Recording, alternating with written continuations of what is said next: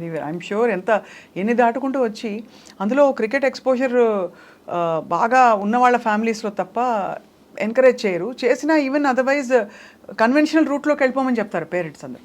అది న్యాచురల్గా, ఎందుకంటే I can't blame my father also, ఎందుకంటే ఆయనకున్న పరిస్థితి, ఆయనకున్న exposure, they feel that this is a more secure way. అంతే కదా. అండ్ బ్రేక్ ద చైన్ లాగా నేను కొంచెం బ్రేక్ చేశాను. దానివల్ల ఏమైందంటే today I'm very proud that 80% of the family members in my own మా రిలేషన్లో they are ready to send their kid to sports. మిమ్మల్ని చూసాక సక్సెస్ అయ్యారు కాబట్టి I felt so happy to inspire such a thought in them. But మనకు appetite ఉందండి, అంటే national లెవెల్లో మన భారతదేశంలో స్పోర్ట్స్ ప్లేయర్స్ అవ్వడానికి అంత మనం పెంచి పోషించి పిల్లల్ని పంపించిన అంత వైడ్ క్యాన్వాస్ అండ్ అపిటైట్ ఉందంటారా ఇప్పుడు? 100% ఉంది. క్రికెట్లో ఎస్పెషల్లీ 100% ఉంది. కాకపోతే ఏంటంటే it depends on lot of Perseverance. ఇప్పుడు నాకు 16 years అయింది నేను ఆ ఫ్రూట్ తినడానికి. ఆ రూట్కి మనం నీళ్లు పోయాలంటే it requires lot of discipline, lot of perseverance. అవును. And in sport you will see lot many bad days then good days. అవును. How you sustain those bad days are very very important. ఆ period sustain అయితే definitely నా ఉద్దేశంలో hard work చేసినోనికి నీకు opportunity కొంచెం late రావచ్చు, కానీ డెఫినెట్లీ వస్తుంది. ఇప్పుడు మీ ఎక్స్పీరియన్స్తో దిలీప్ గారు, మీరు ఇన్ని దాటుకుంటూ వచ్చి ఇప్పుడు ఒక ఫుల్గా నాటుకుపోయి ఇంత మీకు ఇప్పుడు అందరూ చూడండి ఎంతమంది ఫ్యాన్స్ మీకు ఏర్పడుతున్నారు. సో మీ దృష్టిలో మన ఇండియన్ క్రికెట్ టీమ్ని వరల్డ్ వైడ్గా ఎలా పర్సీవ్ చేస్తారు? మన స్ట్రాటజీస్ కావచ్చు, ఇప్పుడు కోహ్లీ గారి స్ట్రాటజీ కావచ్చు, how does the world sees in general?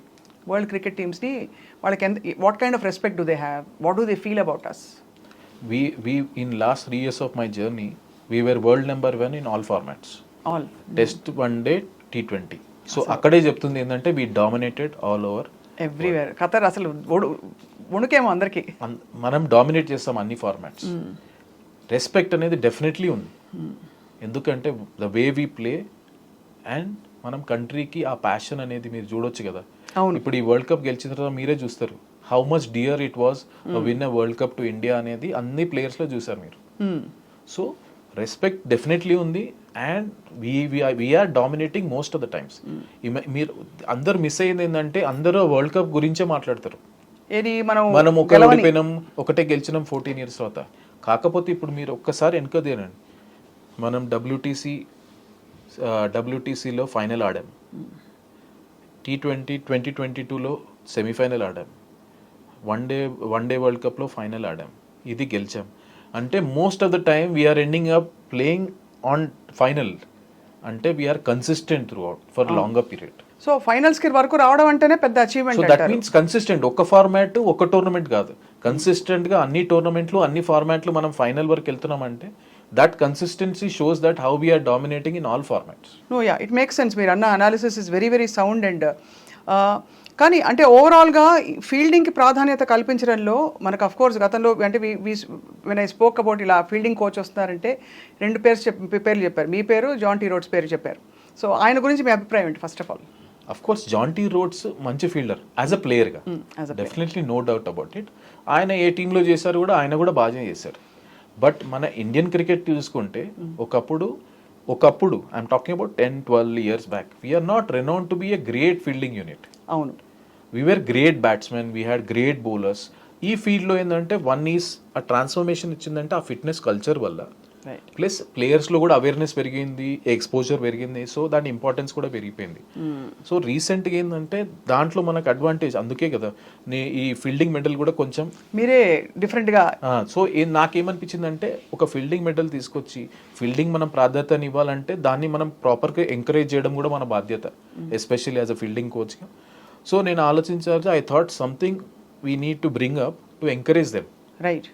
అప్పుడు ఏమైందంటే it was credit to the players. ఇప్పుడు మనం ఎన్నో సలహాలు తీసుకొస్తాం, అన్ని చేస్తాం, the way players received was what it is. అండి రోహిత్ శర్మ గారు వాళ్ళందరూ what was there, they are thanks to captain and head coach, they told that please go ahead with your idea, and thanks to the players all. ఇప్పుడు ఎందుకంటే ఐడియాని వాళ్ళందరూ మంచిగా తీసుకున్నారు కాబట్టి దే వాంట్ ఇట్. ఎట్లా అయిపోయిందంటే you can see the TV in one day world cup, people were signalling after the taking catch, అంటే దానికి people wanted it. Correct. So దానివల్ల ఏమైందంటే apart from the man of the match, ఇంకోటి appreciation చేసే chance వచ్చింది, medal తీసుకునే chance వచ్చింది.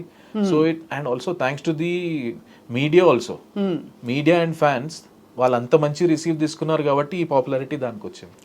ఖచ్చితంగా ఐ థింక్ అన్ని ఫ్యాసెట్స్ ఆఫ్ క్రికెట్ చాలా ఇంపార్టెంట్ అనే ఒక సమాన పరిస్థితి తీసుకురావడంలో మీలాంటి కోచెస్ అండ్ మీలాంటి ప్లేయర్స్. కానీ దీనివల్ల నాకు నేర్చుకుంది ఏంటంటే some times doing the smallest thing of appreciating the good things what you have done, మీరు అప్రిషియేట్ చేసినప్పుడు అది దానికి చాలా వాల్యూ ఉంటుంది. అండ్ నేను చెప్పాలంటే ఆ మెడల్ నేను చేసింది అది. కాకపోతే ఏంటంటే బికాస్ నేను ఫీల్డింగ్ కోచ్ కాబట్టి దాంట్లో స్పెసిఫిక్ ఏరియాలు కొంచెం తీసుకొని ఎక్స్ప్లెయిన్ చేసి వాళ్ళకు ఇచ్చినందుకు it was well received. Cricketers మీద కూడా ఆబ్వియస్లీ ట్రోలింగ్ అవుతూ ఉంటుంది. హార్దిక్ పాండ్యా ఫర్ ఎగ్జాంపుల్ చాలా ఎమోషనల్ అయ్యారు గెలిచిన తర్వాత, ఆయన మీద కూడా ట్రోలింగ్ జరిగింది social media. What is your thought on that అండి, కమెంట్? నా ఉద్దేశంలో ఎలా ఉంటుందంటే ఒక రెప్యూటెడ్ ఒక పెద్ద సెలబ్రిటీ అయినప్పుడు ప్రతి ఒక్కరికి వాళ్ళ మీద ఒపీనియన్ ఉండడం కామన్.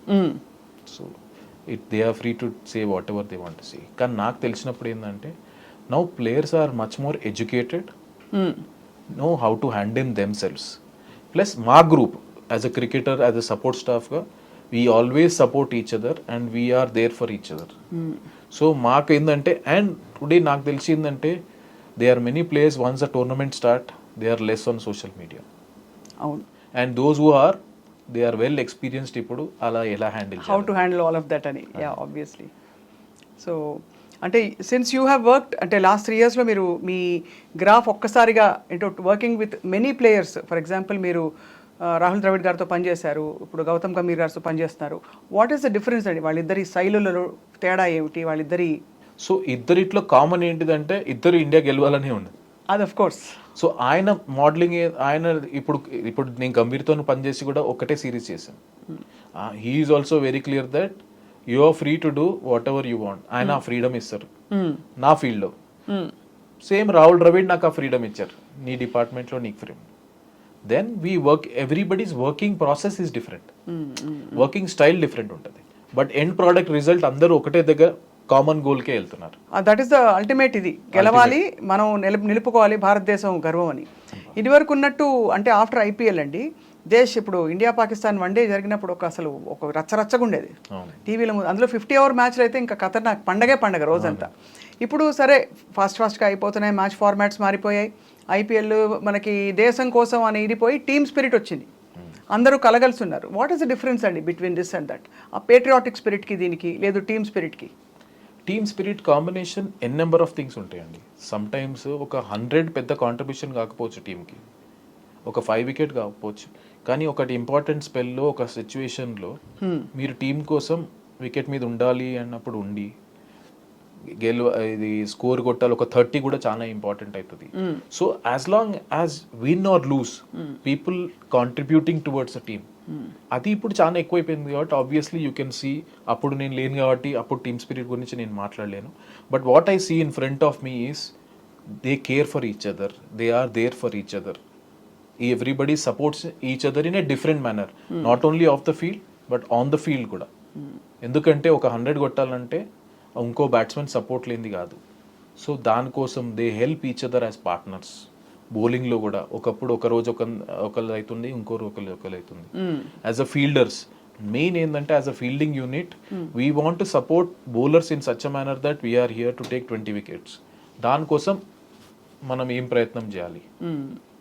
నేను ఒక సింపుల్ బౌలర్స్ కూడా ఇలా చేస్తుండే ఏంటంటే ఎప్పుడైతే మీరు డైవ్ చేయలేదనుకో బౌండరీ, మీరు అడగలేరు. You start doing it will always reflect. So అది మంచిగా తీసుకున్న way, it was well received and you could see the way difference in the way we feel.